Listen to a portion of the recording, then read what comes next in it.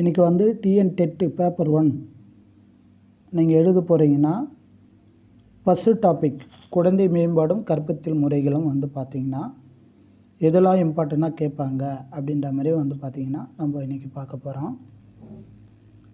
அதில் முதல் வினாக்கள், சிசு பருவம் என்பது 0லேருந்து 1 ஆண்டுகள், 3லிருந்து 6 ஆண்டுகளை டேஷ் என்கிறோம், பள்ளி பருவம்.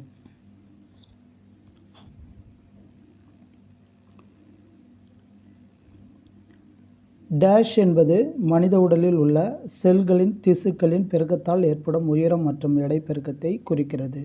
உடல் வளர்ச்சி. குறுநடை பருவம் என்பது 1 to 3 ஆண்டுகள்.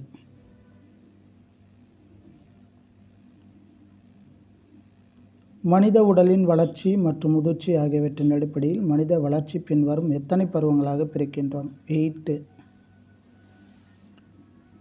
குழந்தைகள் 6 to 10 ஆண்டுகள் டேஷ் பள்ளிகளில் கல்வி கற்கின்றனர், தொடக்க பள்ளிகளில். பள்ளி பருவம் என்பது 6 to 10 ஆண்டுகள். உடல் வளர்ச்சியில் டேஷ் முக்கிய காரணிகளாகும். எலும்பு தசை வளர்ச்சி. நடுவண் அரசும் மாநில அரசும் டேஷ் ஆண்டுகள் வரை உள்ள அனைத்து குழந்தைகளுக்கும் கட்டாய இலவச கல்வி அளிக்கப்பட வேண்டும் என்று செயல்பட்டு வருகிறது. 14 வயசுக்குள்ள தொடக்க பள்ளிகள் கல்வி கற்பது டேஷ் என்கிறோம், பள்ளி பருவம். குழந்தைகள் முன்மழையியர் பள்ளிகளில் கல்வி கற்பது 3 to 6 ஆண்டுகள். பள்ளி பருவத்தில் கூர்மையாக்கப்படும் உடல் இயக்கங்கள்